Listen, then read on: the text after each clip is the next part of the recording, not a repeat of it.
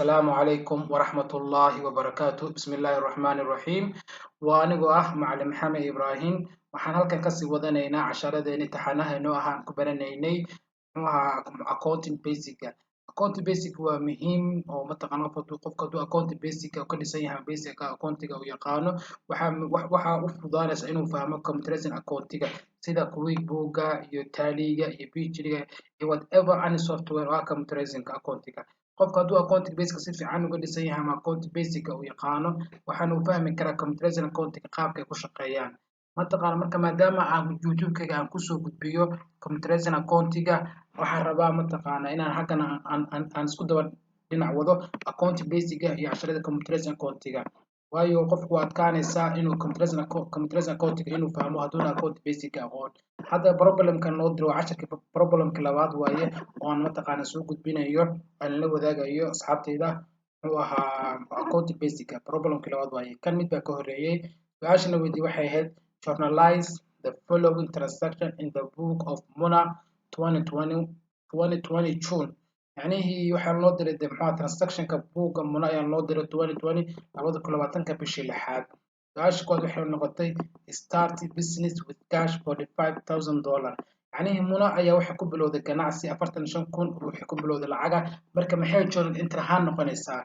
qofku markuu ganacsi lacag ku bilaabo journal entry ahaan account-ka maxay ka noqonaysaa waxay noqonaysaa horta journal entry saan ayaa loo sameeyaa date particular LF dhinacan debit amount kana credit amount saas ayaa loo sameeyaa qaabka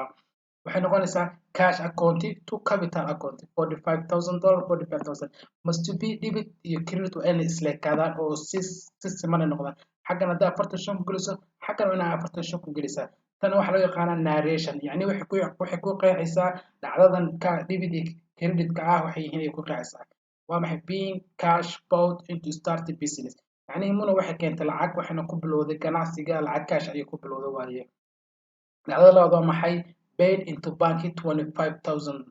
waxay bixisay bank wax ku bixisay lacag 25,000 waxay noqonaysaa journal entry ahaan bank account to cash account $25,000 narration wuxuu noqonayaa being cash paid into bank waxay cash ku bixisay lacag bayn muxuu ahaa ku bixisay by bank ahaan ay noqonaysaa dhacdada saddexaad maxay noqonaysaa goods purchase for cash inay alaab soo iibsatay alaabtana ku soo iibsatay cash alaabta qiimaheeduna yahay lacagtu $15,000 marka alaabta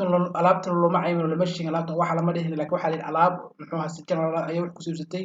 muxuu ahaa for cash journal entry ahaan waxay noqonaysaa purchase account to cash account $15,000 $15,000 dhacdada afraad waxay noqonaysaa purchase of furniture and payment by check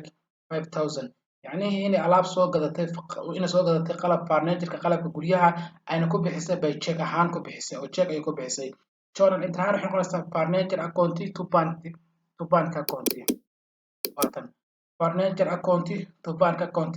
$5,000 noqonaysaa haddana narration isla fiirno watan being purchase of furniture and payment made by check يعني Muna ayaa waxay soo iibsatay alaab furniture ay soo iibsatay and payment lacagtan waxay ku bixisay by check ahaan ayay ku bixisay dhacdada ugu dambaysa waa maxay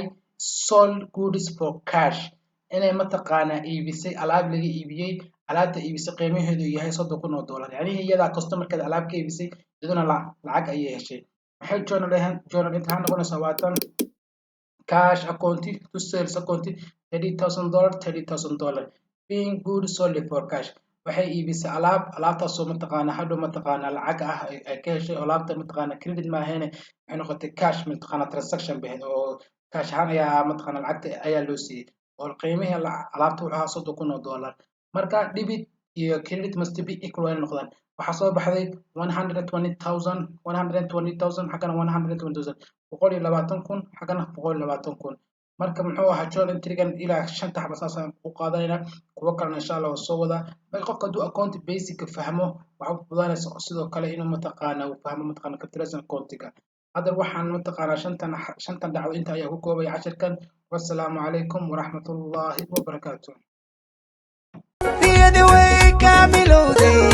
كلامكي ودبوبي